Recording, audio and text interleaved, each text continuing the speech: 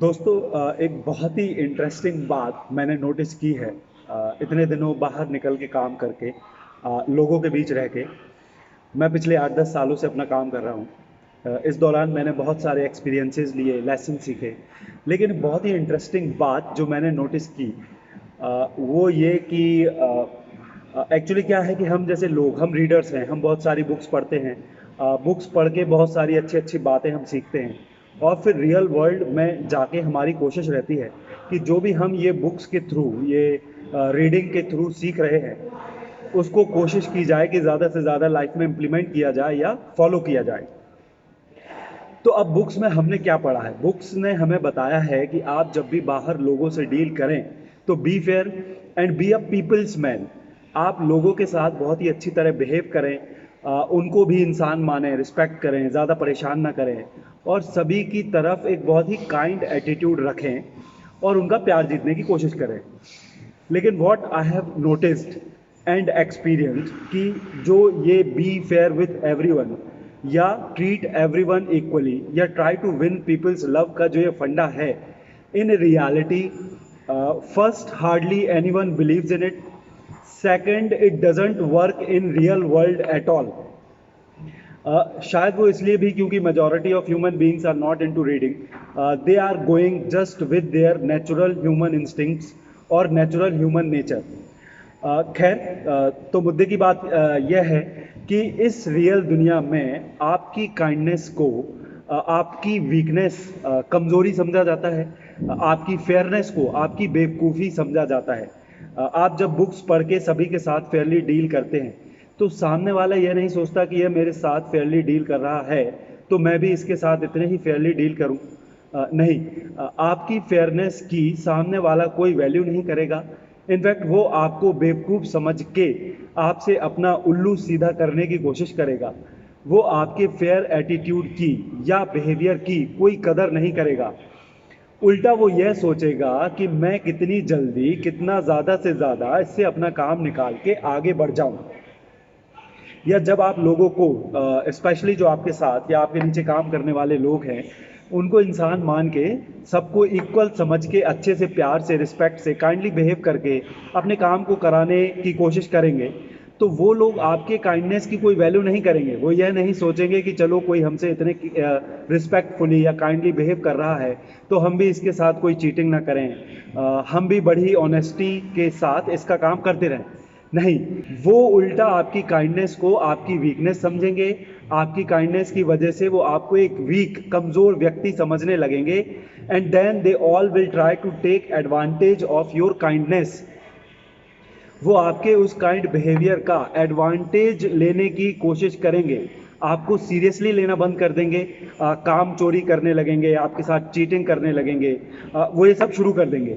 In fact दूसरे भी जब इस बारे में सुनेंगे ना, तो this is even more interesting. दूसरे लोग भी आपकी अच्छाई को, आपकी फेयरनेस और काइंडनेस को गलत ठहरा देंगे। वो बोलेंगे कि वो जिसने आपकी काइंडनेस का एडवांटेज लिया है या आपकी फेयरनेस को मिसयूज किया है, वो ज़्यादा स्मार्ट है, वो होशियार था जो आपसे अपना काम निकाल कर आगे बढ़ गया, आपको बेवकूफ़ बना गया। और क्योंकि आप बड़े ईमानदारी से फेयरली उसके साथ डील करते रहे तो आप गलत हैं, आप बेवकूफ़ हैं। दूसरे लोग भी दूसरे की बेईमानी को सही और आपकी फेयरनेस को गलत ठहरा के चले जाएंगे। And you know, this same logic applies on women also. Friends, women are also like that. Women also take your kindness as your weakness, and hence, if you want your woman to stay on right track, if you want her to conform you, respect you, and be stick to you, never ever show your kindness to her. Never ever show your kindness to her also. If Because if you will show kindness to her, she will also start misusing your kindness. She will take you as a weak man because of your kind attitude towards her, and will start manipulating you. Guys, women are very good in this, in making use of kind and nice men. And one more thing about women are subconsciously designed like that. No woman like weak men, and showing too much of care and love are feminine trait. And if you act too kind and amiable to her, she will lose her interest in you. all these guys who are showing this Bollywood sort of love to their girls are surely going to get ditched by girls. Or she may keep you as her friend only, as she keeps her other female friends, but never as somebody she feels attracted towards, as somebody she would give her love to. तो करना क्या है? करना यह है कि अगर आप चाहते हैं कि लोग आपके साथ सही चलें, तो आपने जो ये बी फेयर टू एवरीवन या बी काइंड टू एवरीवन का पार्ट बुक्स में पढ़ा है, उस बुक को करें बंद और बाहर जब लोगों से डील करें, people who you are working with and people who are working for you और under you, instead of being a nice and decent guy all the time, every now and then be an asshole.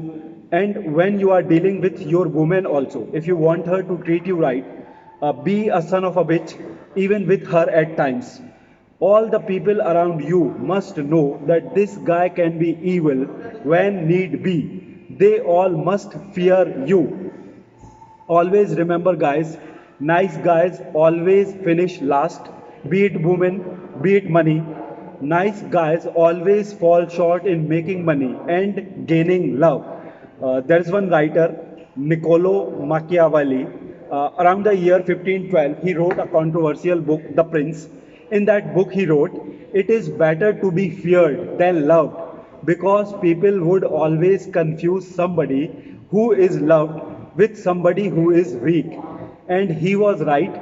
If you try to be a people's man, somebody who is easy to go with, nobody will ever take you seriously.